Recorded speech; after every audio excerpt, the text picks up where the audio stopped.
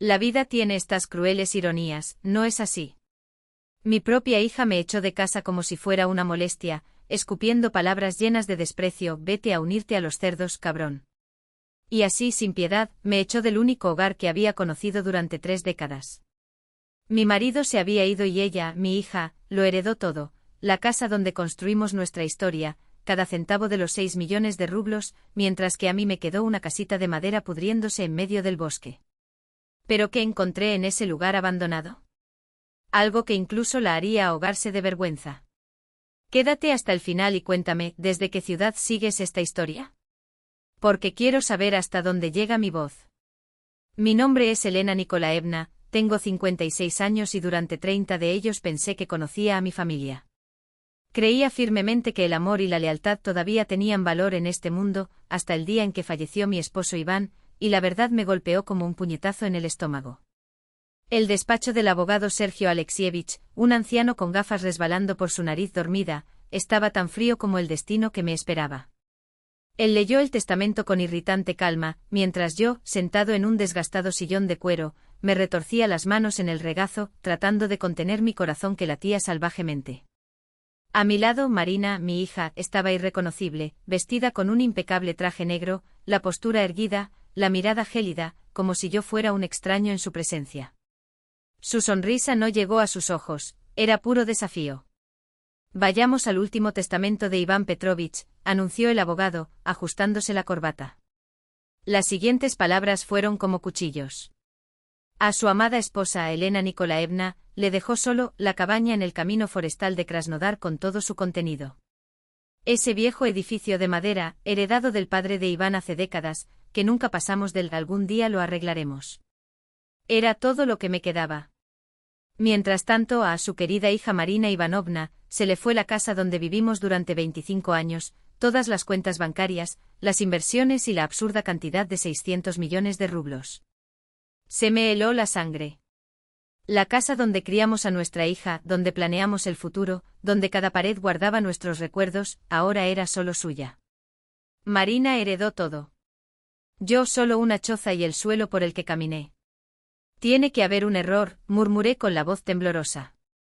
Se volvió hacia mí con una sonrisa que parecía más una mueca de desprecio. No te equivoques, mamá. Papá sabía muy bien lo que estaba haciendo.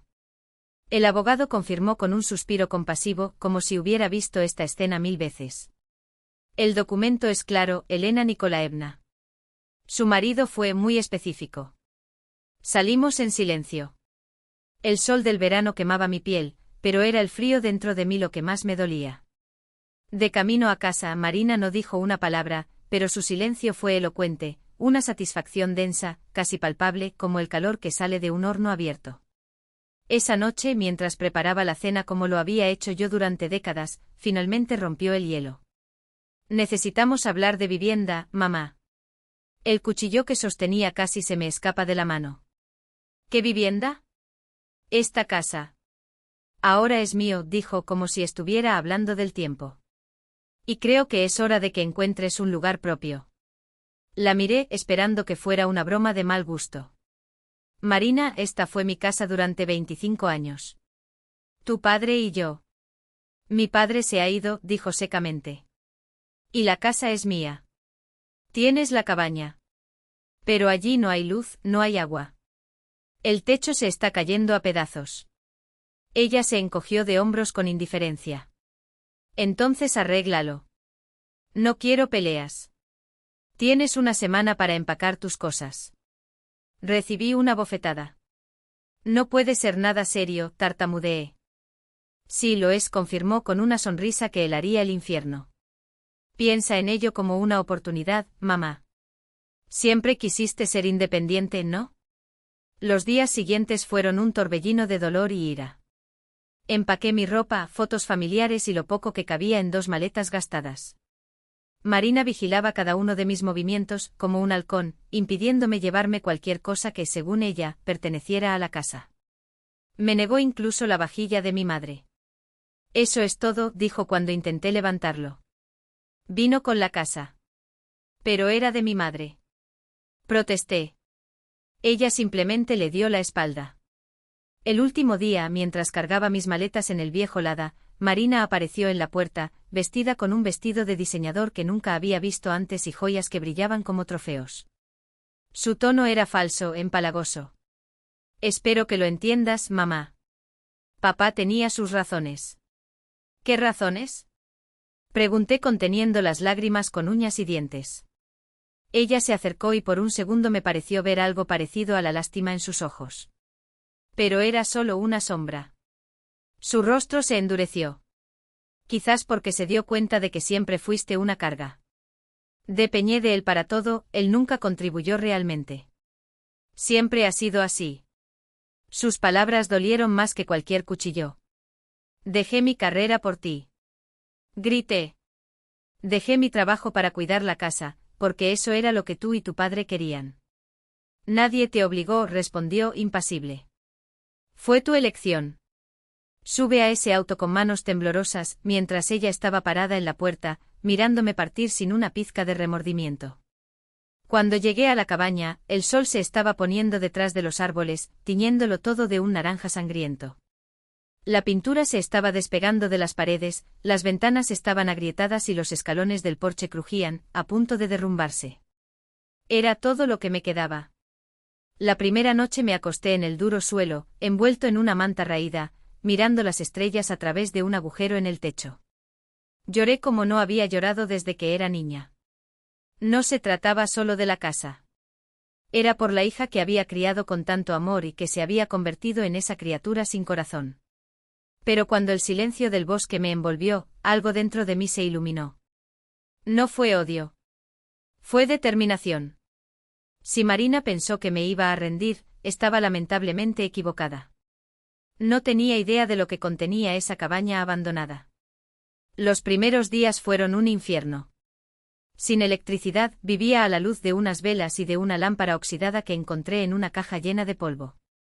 Sin agua corriente, cargué cubos durante casi una milla hasta el pozo de mi vecino, y me dolían los brazos con cada viaje. Mis manos, acostumbradas a la vida urbana, estaban llenas de callos y cortes. Pero el dolor físico no era nada comparado con lo que sentía en mi alma. Al tercer día, llamó mi hermana Vera. Su voz temblaba, casi asustada. Lena, ¿es cierto lo que dice Marina? ¿Qué? Pregunté sintiendo ya lo peor. Que armaste un escándalo en el registro civil, gritando, maldiciendo a todos porque no heredaste nada. ¿Quién la acecha, le pide dinero, la amenaza con demandarla? El teléfono pesaba en mi mano como plomo. Vera, eso es mentira. Nada de eso pasó. Ella también dijo que te tiene miedo, continuó vacilante. Que estás fuera de control, bebiendo. Tú me conoces mejor que eso. Grité mientras las lágrimas corrían. Hubo un largo silencio, lleno de dudas. No sé qué creer, Lena. Parecía muy convincente. Colgué. Sentada en el suelo podrido, lloré hasta que no me quedaron fuerzas. Marina no solo me quitó mi casa, estaba destruyendo todo lo que tenía, mi familia, mi reputación, mi dignidad. Al día siguiente mi amiga Olga canceló nuestro tradicional café de los viernes, con una fría excusa: creo que necesitas un tiempo a solas. Luego fue el turno de mi prima, casi como una hermana, de gritar con voz cautelosa. Marina me dijo que has estado bebiendo mucho desde que Iván falleció. Quizás deberías buscar ayuda. Cada llamada fue como un martillazo. Y lo supe, eso era solo el comienzo. Cada una de sus palabras era como una espada clavada en su pecho. Marina había tejido una narrativa perfecta, donde yo era la villana, la viuda amargada, incapaz de aceptar que su marido no confiara en ella. Una semana después de mudarme, ella apareció en mi puerta. Llegó en un BMW rojo brillante con un abrigo que probablemente costaba más que mi auto usado. Mamá, dijo con una sonrisa falsa, decidí visitarte para ver cómo te estás adaptando. La miré a través del mosquitero roto tratando de asimilar que ella realmente estaba ahí, en mi paso, como si nada hubiera pasado. ¿Qué quieres, Marina? Mi voz salió más áspera de lo que pretendía. ¿No puede una hija visitar a su madre? Ella se rió, un sonido ligero y calculado, mientras miraba a su alrededor con desdén. Dios mío, este lugar es una pesadilla. Mira las ventanas, el techo. ¿De verdad vives aquí? No tengo otra opción, respondí secamente. Bueno, entonces tendrás que acostumbrarte, ¿no? Ella se encogió de hombros y se acercó con paso felino. Bajó la voz como si compartiera un secreto. Sabes, mamá, he estado hablando con la familia sobre ti. Mi estómago se retorció. ¿Y qué les dijiste? La verdad, respondió ella sin pestañear. Que estás furiosa por el testamento, que no aceptas la decisión de papá y que has estado difundiendo cosas horribles sobre mí. Eso no es cierto, Marina, y tú lo sabes. Suspiró como si yo fuera un niño testarudo. La gente cree lo que ve. Y lo que ve es a una mujer que no puede lidiar con su propio dolor. Se giró para irse, pero se detuvo a medio camino, como si hubiera recordado algo. Ah, madre. Vera mencionó que estás pensando en impugnar el testamento. Su tono era casual, casi amistoso. Solo tenga en cuenta, necesitará el mejor abogado de la zona. E incluso entonces las posibilidades son escasas. Si lo intenta, solo gastará sus últimos ahorros.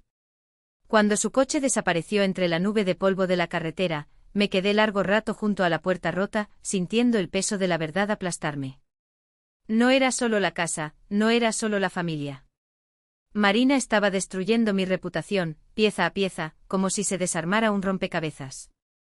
Esa noche, mientras pegaba un trozo de cartulina en la ventana rota, reviví mentalmente los últimos 25 años.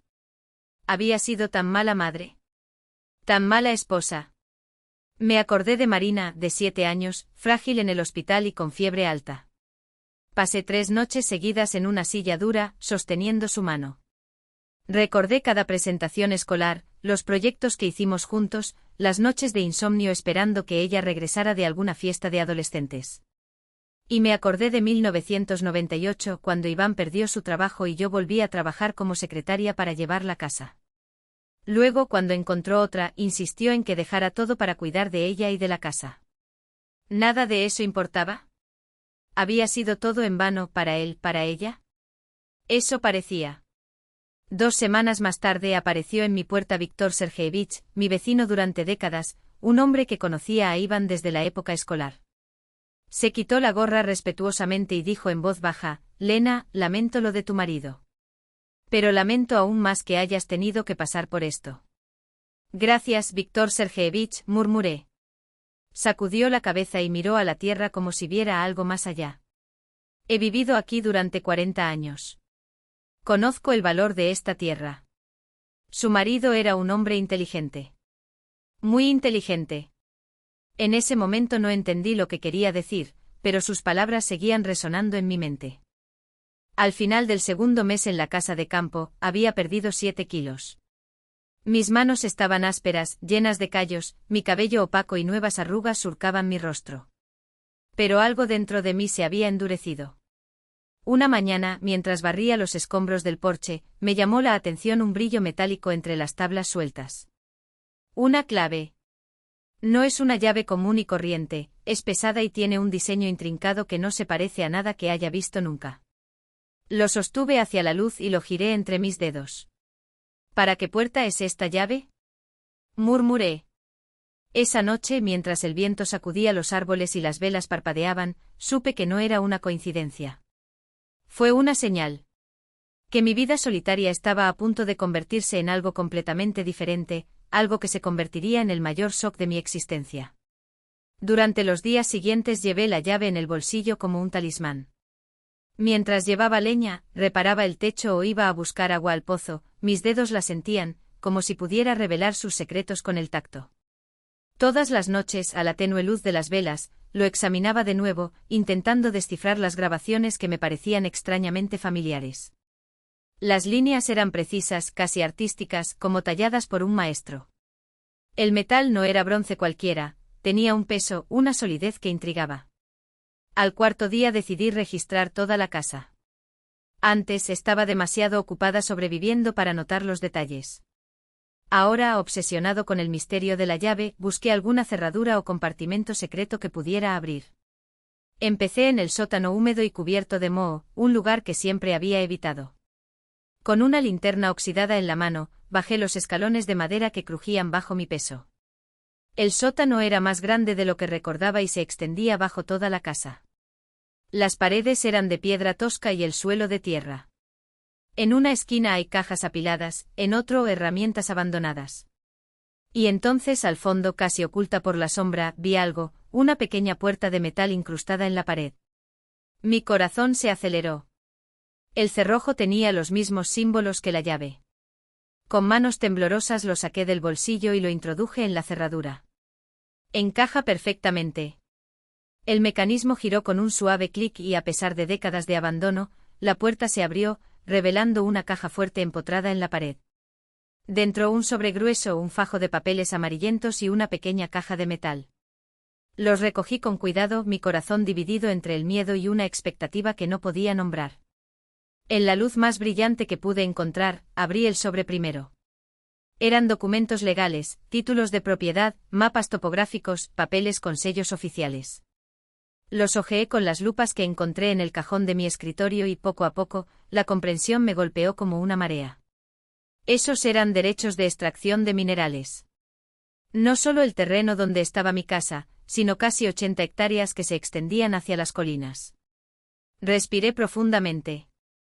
Según los documentos que datan de la década de 1920, la familia de Iván había poseído esos derechos durante generaciones. Pero lo que realmente me dejó sin aliento fue el informe geológico más reciente, realizado apenas 2 años antes de su muerte. Describió importantes depósitos de cuarzo de alta calidad y posibles vetas de piedras semipreciosas. Y luego la última página, una propuesta de mina prateada, empresa interesada en comprar esos derechos. Realizado 6 meses antes de la muerte de Iván. Pero lo que me heló la sangre fue la nota escrita a mano, con su inconfundible letra, garabateada en el margen: no vendas. No a ellos. Todavía no. Esas letras inconfundibles, como si no hubiera pasado el tiempo. Esperaré el momento adecuado, escribió. Con manos temblorosas abrí la pequeña caja de metal que encontré entre sus pertenencias. Dentro un sobre cerrado con mi nombre dibujado por la misma mano que tantas veces acarició mi rostro. Mi querida Lena, comenzaba la carta. Si estás leyendo esto es porque encontraste lo que te dejé. Espero que Marina no haya sido demasiado cruel, aunque conociéndola, ciertamente lo fue. Tuve que parar. Las lágrimas cayeron sobre el papel, borrando las palabras como si intentaran borrar el dolor de esos meses. Debes preguntarte por qué hice esto, continuó Iván. ¿Por qué le dejé la casa y el dinero a Marina y a ti, esta cabaña que parece no tener ningún valor? La respuesta fue simple pero afilada como una espada: porque te conozco, Lena. Conozco tu fuerza, tu resistencia, tu capacidad de levantarte incluso cuando el mundo parece desmoronarse. Marina nunca luchó por nada. Le dimos todo gratis y ella se volvió codiciosa, manipuladora, sin una sombra de compasión. Si te hubiera dejado todo directamente a ti, ella habría encontrado una manera de quitártelo, por ley o por la fuerza. Pero tú, mi amor, tienes algo que ella nunca tendrá, una fuerza interior que ni el tiempo ni la traición podrán romper. Sus palabras resonaron como un juramento. Sabía que si alguien podría sobrevivir aquí el tiempo suficiente para descubrir este tesoro, serías tú. Considera esta mi última prueba, una prueba que ella nunca pasaría. Me temblaban las manos mientras leía. Los derechos sobre ese terreno valían mucho más que la casa o el dinero que le quedaba a Marina. Pero lo más importante era lo que representaban: mi libertad. Mi independencia. La oportunidad de vivir el resto de mis días en mis propios términos, sin depender de nadie. Y luego la revelación final: en la caja de seguridad del banco a su nombre hay más documentos. El número está al dorso de esta carta. Utilícelos con prudencia.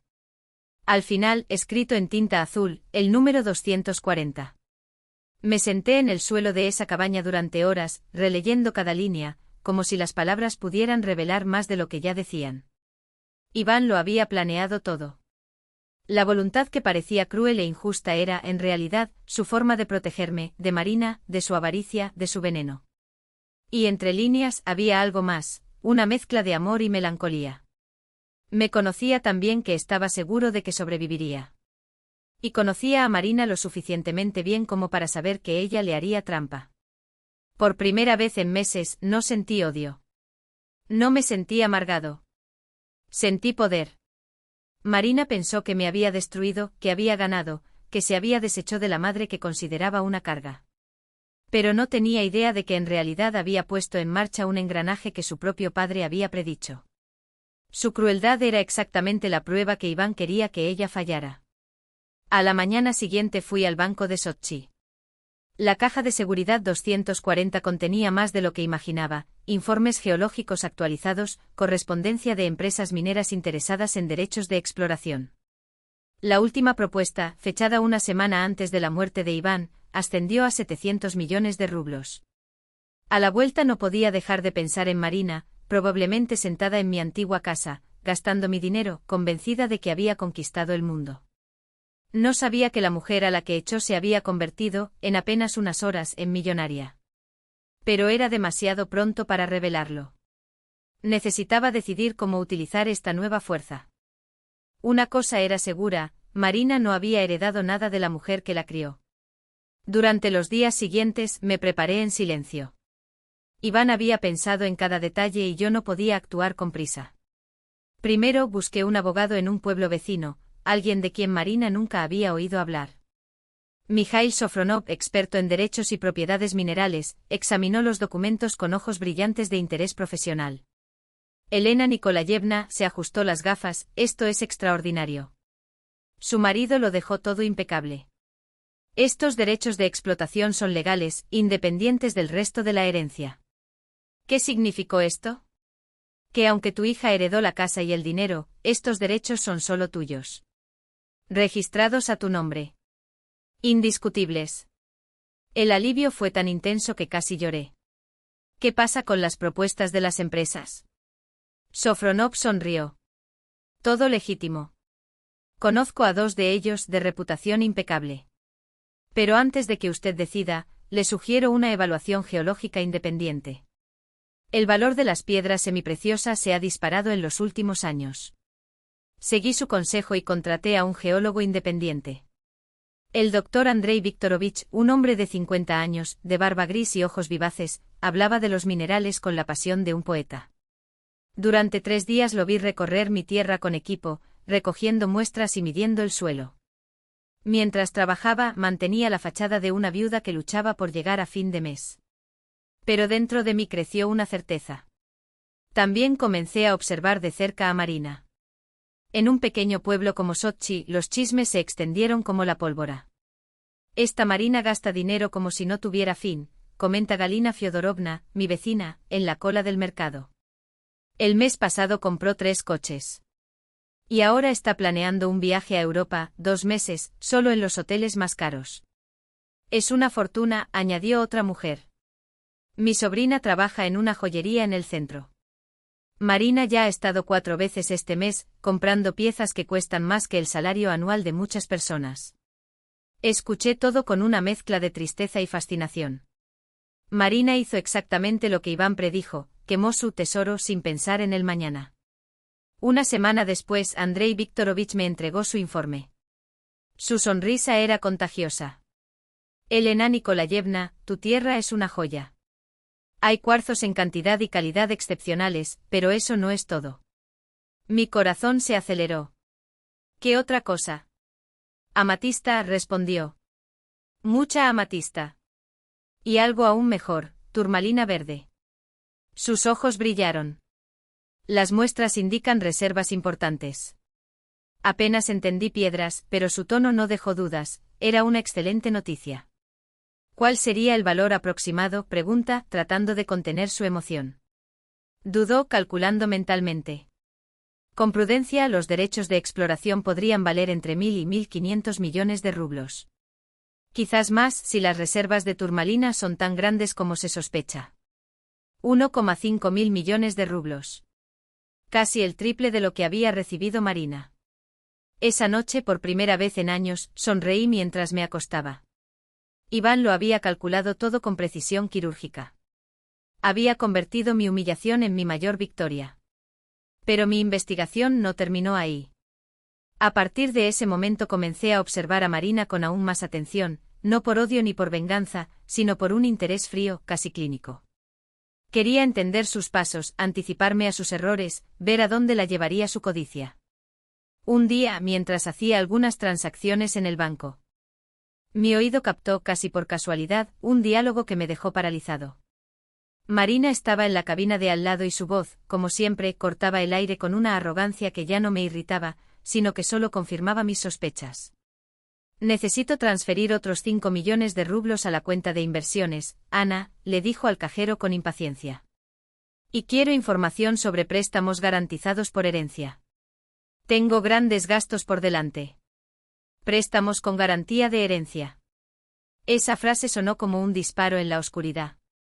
Ya gastó más de lo que tenía. Esperé unos minutos después de que se fue antes de acercarme al mismo cajero, un hombre joven, de rostro amable y expresión nerviosa, como si todavía estuviera aprendiendo a tratar con clientes difíciles. Lo siento, dijo en un tono suave, casi maternal, pero la mujer que acaba de irse, Marina, es pariente mía, ¿no? Dudó, claramente dividido entre el protocolo y el deseo de ayudar. Sí, es Marina. Últimamente viene aquí a menudo, hace muchas operaciones. Bajó la voz como si compartiera un secreto prohibido. No debería decir esto, pero nunca había visto a nadie gastar dinero tan rápido. Casi todos los días retira grandes sumas. Esos detalles valían más que cualquier número. Marina no solo estaba gastando el dinero que Iván dejó, lo estaba incinerando a un ritmo aterrador. De vuelta en casa, mientras revisaba los documentos por enésima vez, me llamó la atención algo que hasta entonces había pasado desapercibido, una nota al margen de un antiguo informe geológico. Reconocí la letra de Iván al instante. Marina nunca tuvo paciencia para lo que realmente importa. Siempre busca la satisfacción inmediata. Lena, sin embargo, sabe el valor de la espera y del momento adecuado. Cerré los ojos durante unos segundos, dejando que las palabras resonaran. Él entendió a nuestra hija mejor que yo. Convierte su impulsividad y su propia debilidad en una trampa. Al día siguiente decidí hacer una visita a la ciudad, algo que había evitado durante semanas. Pero ahora tenía un propósito, ver con mis propios ojos cómo Marina administraba su recién adquirida fortuna. La encontré en la boutique más cara de la zona, frente a un espejo probándose un abrigo que probablemente costó más de lo que he gastado en ropa en los últimos 5 años. ¿Qué opinas?, le preguntó a la vendedora, girándose con una sonrisa engreída. Es para mi viaje a París el mes que viene. Es hermoso, Marina, respondió la niña. Tenemos zapatos que combinan perfectamente. Escondido detrás de un pañuelo, la miré sin que nadie se diera cuenta. Su comportamiento hablaba por sí solo, elegía las piezas más caras sin fijarse en precios, sin preguntar valores. Compraba como si el dinero fuera infinito, como si pudiera llenar el vacío que había en su interior con sedas y cueros italianos. Cuando salió de la tienda cargando bolsas enormes, la seguí discretamente. Su siguiente parada fue una agencia de viajes, donde pasó más de 1 hora discutiendo, por lo que pude entender, un paquete de lujo. Luego ingresó a una agencia inmobiliaria.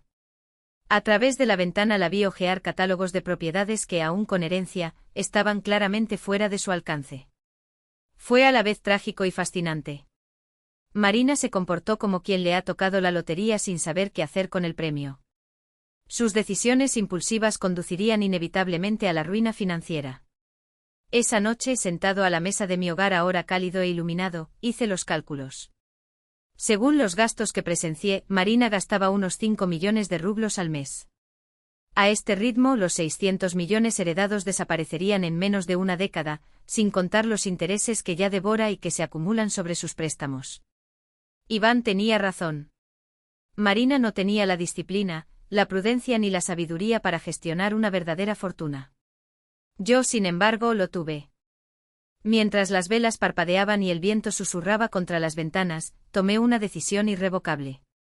Había llegado el momento de convertir mis derechos en realidad, pero en mis términos, pacientemente, esperando el momento exacto. Marina se llevaría su sorpresa, pero primero tendría que afrontar la caída que ella misma había provocado.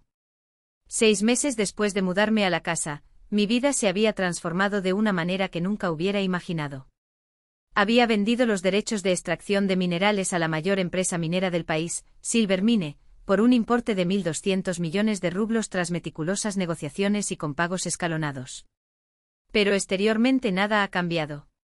Me quedé en la misma casa, ahora con luz y agua corriente, pero con la fachada aún abandonada, tal como Marina la imaginaba.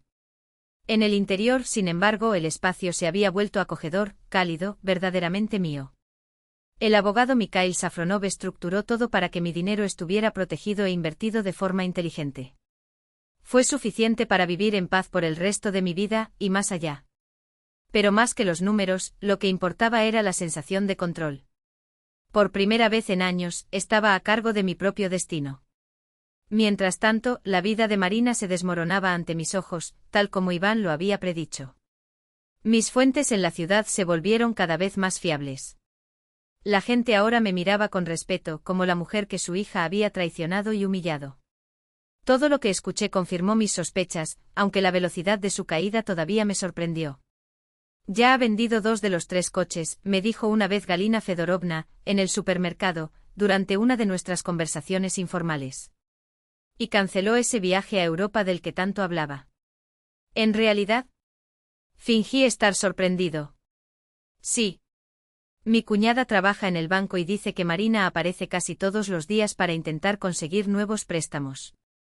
Dicen que ya debe unos 20 millones de rublos. 20 millones de deuda en solo 6 meses. Su autodestrucción fue incluso más rápida de lo que había imaginado.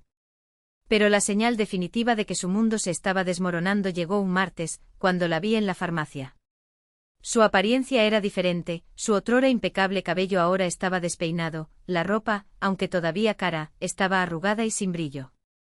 Lo que más hablaba eran los ojos, vacíos, asustados, los ojos de alguien que finalmente había comprendido las consecuencias de sus acciones.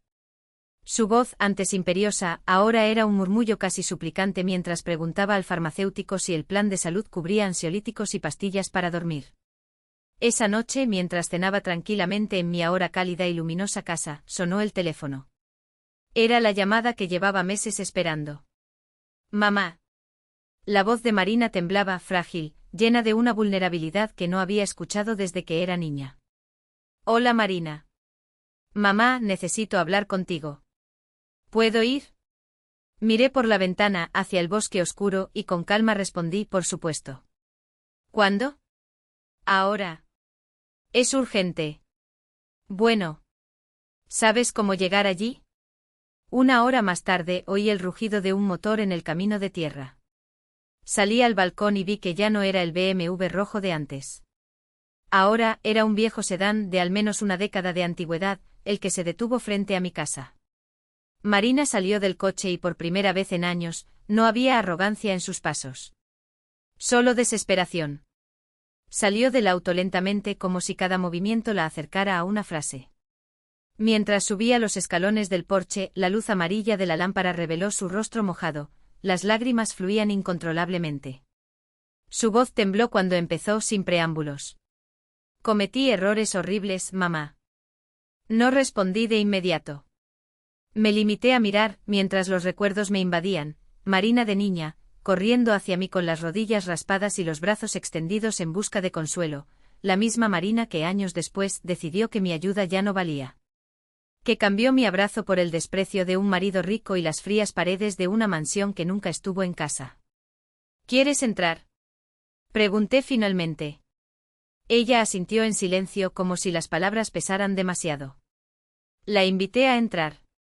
El té de manzanilla ya estaba listo en la mesa, como si una parte de mí supiera que esta conversación era inevitable.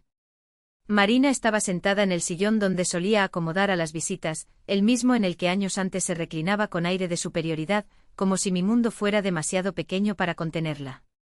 Ahora sus ojos recorrieron la habitación con temblorosa curiosidad, como si la viera por primera vez.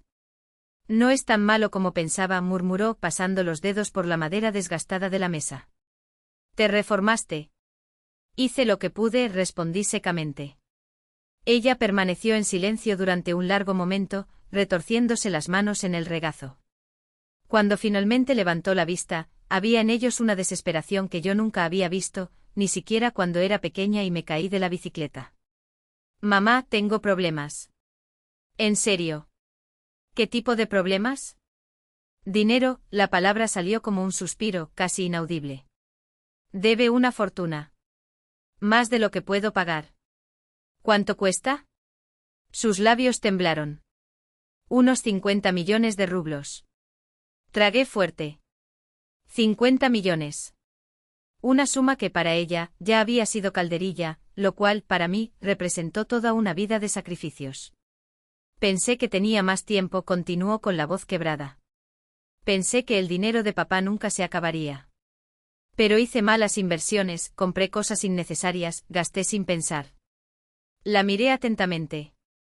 La mujer frente a mí había sido mi hija, mi niña, pero ahora parecía una extraña. Una desconocida que, despojada de su armadura de arrogancia, se parecía vagamente a la niña que había amado incondicionalmente.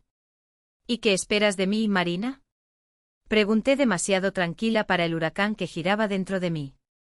Necesito tu ayuda, las lágrimas volvieron más fuertes. Sé que no lo merezco. Sé que fui horrible contigo.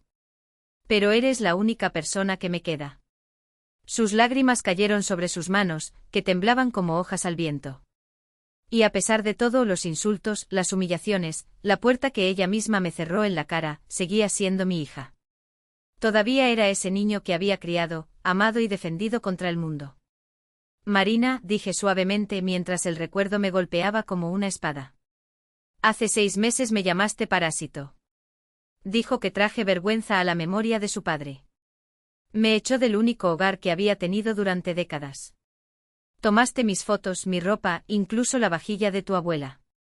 Dijo que yo no había hecho nada por la familia. Lo cual fue una carga. Cada palabra fue un golpe. Vi su rostro decaer, el peso del arrepentimiento cayendo sobre sus hombros. Lo sé, mamá, susurró. Y me odio por ello. Cada día. Hizo una pausa y se tragó las lágrimas. Pero ahora vienes a esta casa, que antes considerabas indigna de ti, y pides ayuda. Me acerqué a la ventana y miré la oscuridad más allá del cristal. Dime, Marina, ¿qué cambió? De repente me convertí en una buena madre porque necesitas dinero. No es eso. Sus lágrimas cayeron más rápido. Me di cuenta de lo que hice. Tuve tiempo para pensar. Entendí cómo trataba a la única persona que siempre me amó sin condiciones. Sus palabras sonaron sinceras. Una parte de mí quería creer. Pero el otro, el que llevaba las cicatrices de su crueldad, recordaba demasiado bien el dolor. ¿Sabes lo que aprendí viviendo aquí? Pregunté volviéndome hacia ella. Aprendí a sobrevivir sin ti. Aprendí que no necesito tu aprobación para ser valioso. Y aprendí que a veces, quienes más nos hacen daño son precisamente los que menos merecen nuestro perdón. Mamá, por favor, se le quebró la voz. Te lo devolveré todo. Tan pronto como resuelva las deudas, pagaré hasta el último centavo con intereses. ¿Interés? ¿Y con qué dinero, Marina? Respondí secamente. Por lo que he oído, ya lo has gastado casi todo en abogados. ¿Qué le hace pensar que podrá pagar 50 millones de rublos? Ella guardó silencio. No hubo respuesta. Me levanté y me acerqué a la ventana, observando las sombras del bosque. Durante meses había imaginado este momento, fantaseado con su humillación, con su súplica a mis pies. En mis fantasías era frío, despiadado y devolvía cada ofensa con interés. Pero ahora, al verla allí, destrozada, con las manos temblorosas y los ojos hinchados, sentí algo diferente. Mamá, su voz era un hilo de desesperanza. Si no recibo este dinero, lo perderé todo. Hogar, trabajo, mi vida. Me volví para mirarla. ¿Y por qué debería importarme eso, Marina? Cuando tú lo tenías todo y yo nada, ¿alguna vez te detuviste a pensar en cómo me iba? No, admitió con voz ronca. Y me odio por ello. Había llegado el momento de la verdad. Tenía una opción, podía ser como ella, cruel, indiferente y vengativa. O podría ser la mujer en la que Iván había creído, fuerte, pero capaz de tener misericordia cuando la merecía. Marina, dijo finalmente con una tranquilidad que me sorprendió. Voy a hacer una propuesta. Solo uno. Sus ojos se abrieron, llenos de dolorosa esperanza. Te prestaré los 50 millones para pagar tus deudas. Pero no será un regalo. Será un préstamo con condiciones muy claras. Lo que sea, mamá, asintió con urgencia. Acepto todo. Sonreí, no fue una sonrisa amable. Aún no has oído las condiciones. Me senté frente a él y observé cómo su rostro se tensaba con anticipación. Durante meses había ensayado este momento. Ahora que había llegado, sentí una extraña serenidad, profunda y casi liberadora. Le voy a prestar 50 millones de rublos para cubrir sus deudas y darle un respiro, comencé. A una tasa del 5% anual, con un plazo de pago de 10 años. Es mucho más justo de lo que ofrecería cualquier banco. Ella asintió rápidamente. Aceptado. Por supuesto que acepto. Pero hay más, continué. Durante los próximos 5 años trabajarás para mí. Vendrá todos los sábados y hará lo que sea necesario, limpieza, reparaciones, trabajos de jardinería. No hay quejas. Sin excusas. Vi su rostro cambiar, pero ella solo asintió. Él está bien. Y una cosa más, agregué, levantándome y acercándome al escritorio. Cada vez que vengas aquí, me tratarás con respeto. Sin sarcasmo. Sin humillación. Me hablarás como la madre que siempre fui, no como la carga que decidiste que era. Sí, mamá, su voz era casi un susurro. Y por último, tomé una hoja de papel y un bolígrafo, colocándolos frente a ella. Escribirás una carta. Una confesión completa, disculpándose por todo lo que hizo. No para mí, para ti. Y lo leerá en voz alta, delante de toda la familia, en la próxima cena de Navidad. Marina palideció. Mamá, esto será humillante. ¿Humillante? Repetí fijando mi mirada en la de ella. ¿Crees que es humillante pedirle perdón a tu propio padre, después de echarme de mi casa y difamarme delante de todos? Ella bajó la cabeza, avergonzada. Tienes razón.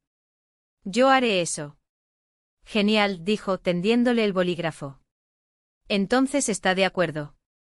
Al día siguiente transferí el dinero. Vi el alivio en su rostro cuando pagó sus deudas, una extraña satisfacción, no por haberla ayudado, sino por el poder que ahora tenía sobre ella. El primer sábado que llegó a trabajar casi no la reconocí. Llevaba unos vaqueros desgastados y una camiseta vieja, algo que no había visto en décadas. Sin la ropa cara y la máscara de superioridad, parecía la hija que una vez conocí. ¿Qué quieres que haga?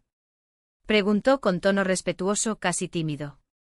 Empiece por el granero, respondí. Necesito que organices las cosas allí. Trabajamos en silencio durante casi una hora. Vi lo difícil que era para ella, sus manos, acostumbradas a los salones de belleza, no estaban preparadas para el trabajo físico. Pero ella no se quejó. Mamá, dijo finalmente, cargando una caja vieja. ¿Puedo preguntar algo? Él puede. ¿De dónde salió el dinero? ¿Cómo lograste prestarme tanto? Sonreí secamente. ¿De verdad crees que, después de todo, dejaría mi vida en tus manos? ¿Crees que yo, después de una vida de trabajo y sacrificios, sería capaz de acumular una fortuna así, siendo pobre? Completé por ella con una sonrisa que no llegó a mis ojos. Marina se sonrojó. Eso no es lo que quise decir. Lo sé, respondí, esta vez con una verdadera sonrisa, sin amargura. Hay muchas cosas que nunca supiste, Marina. Y nunca estuvo interesado en saberlo.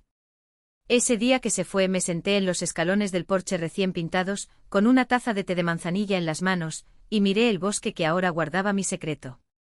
Los árboles se mecían suavemente con el viento y por primera vez en años, sentí una profunda calma. Los meses siguientes se convirtieron en una serena rutina. Marina se presentaba todos los sábados, trabajaba sin quejarse y poco a poco, entre sudor y silencio, empezaron a surgir verdaderas conversaciones. No esas palabras vacías, llenas de formalidades, sino diálogos honestos sobre los errores, sobre lo que realmente importa cuando el mundo se desmorona. Una tarde de otoño, mientras rastrillaba las hojas secas del jardín, me hizo una pregunta que me tomó por sorpresa. Mamá, ¿crees que algún día realmente me perdonarás? Me detuve, apoyé las manos en el rastrillo y la encaré. El perdón no es un premio que puedo dar o negar, Marina. Viene cuando veo cambios. Y luego pregunté, ¿ves estos cambios? Me miró a los ojos y frente a mí ya no estaba la mujer de 40 años a quien la vida había humillado con duras lecciones.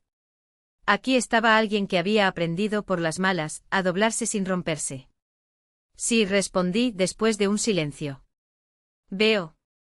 Pero lo que importa no es lo que veo, agregué, sino lo que ves tú. Ella asintió y se secó la cara con el dorso de la mano. Estoy tan avergonzado de la persona que fui. No te avergüences del pasado, Marina, dije en voz baja. Úsalo para ser mejor mañana. Se acercaba la Navidad, la primera reunión familiar desde el día que me echaron de mi propia casa. Marina cumplió su palabra, escribió una carta pidiendo perdón no solo a mí, sino a todos, por las mentiras que había difundido. Cuando leyó esas palabras en voz alta, en el salón de la casa de tía Vera, nadie dijo nada. El silencio era tan denso que se podía cortar con un cuchillo. Vi lágrimas en los ojos de quienes alguna vez me dieron la espalda, creyendo en los inventos de mi hija. Mamá finalizó mirándome directamente, no merezco este perdón. Pero espero algún día poder merecerlo. Entonces fue tía Vera quien se acercó a mí, con los ojos húmedos de pesar. Lena, ¿cómo pudimos ser tan ingenuos? Deberíamos haberte conocido mejor. La gente cree lo que quiere creer, respondí sin rencor. Lo importante es que ahora todos saben la verdad. En la primavera, exactamente un año después del día en que encontré la llave escondida, tomé una decisión. Había llegado el momento de revelar la verdad, pero a mi manera. Compré una hermosa casa en las laderas de Sochi, con vista al valle donde crecí. No era una mansión ostentosa, sino una casa mía elegante y acogedora. El sábado siguiente, cuando Marina llegó para ayudar como siempre, encontró la casa vacía y sobre la mesa, una nota con mi nueva dirección. Su rostro era un espejo de sorpresa. Mamá susurró entrando y mirando a su alrededor con la boca abierta. ¿Qué significa eso? Es mi casa, respondí con calma. Mi verdadero hogar. ¿Pero cómo? Tartamudeó. Ese dinero que te presté, tu situación financiera. Pensé que apenas podías sustentarte. Sonreí y la invité a la espaciosa cocina, donde ya la esperaba una taza de té de manzanilla. ¿Recuerdas esa vieja choza a la que llamabas basura? Ella asintió confundida. Así es. Tu padre sabía algo que nosotros no entendíamos en ese momento. Esas tierras tenían derechos sobre los recursos naturales. Muy valioso. Vi su expresión pasar de la incredulidad a la comprensión, hasta que algo nuevo brilló en sus ojos, una mezcla de respeto y humildad. ¿Quieres decir que él lo sabía? Por supuesto que lo sabía, respondí. Él te conocía mejor que nadie. Sabía que gastarías dinero tan fácilmente como agua. Y supe que tendría la paciencia y la inteligencia para encontrar el verdadero tesoro que dejó atrás. Marina guardó silencio durante un largo rato. Luego levantó la vista, húmedo. Entonces, nunca necesitaste mi dinero. Podría haberme dejado hundirme. Podría, confirmé simplemente. ¿Por qué no lo hiciste? Extendí la mano y puse mi mano sobre la de ella. Porque a pesar de todo, sigues siendo mi hija. Y porque creía que la chica que alguna vez fuiste todavía estaba ahí, debajo de todas esas capas de orgullo y ambición. Las lágrimas corrieron por su rostro. No merezco esto, susurró. Tal vez no, admití en voz baja. Pero el amor de una madre no depende de lo que alguien merece. Ese verano, Marina pagó toda la deuda, 3 años antes de lo previsto.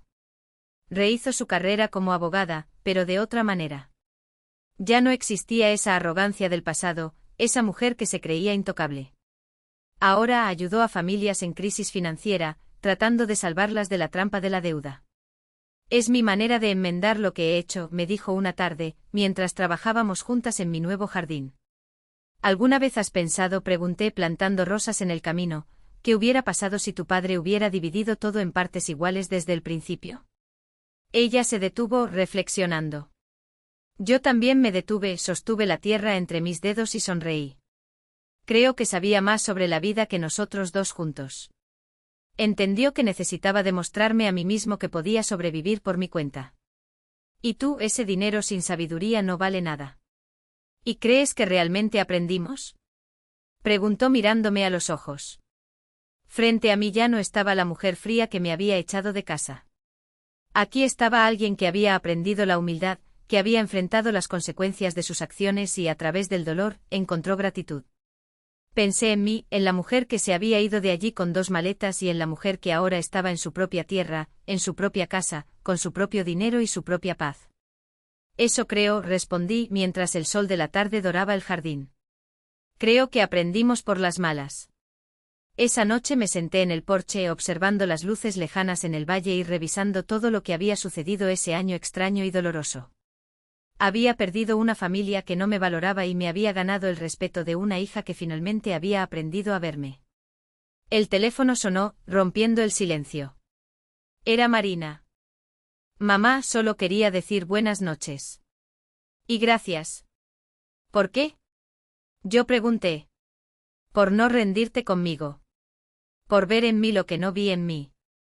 Cuando colgué me quedé allí un buen rato, escuchando la noche, sintiéndome más completo que nunca. Iván tenía razón. Era más fuerte de lo que nadie imaginaba, incluso más fuerte de lo que yo mismo creía.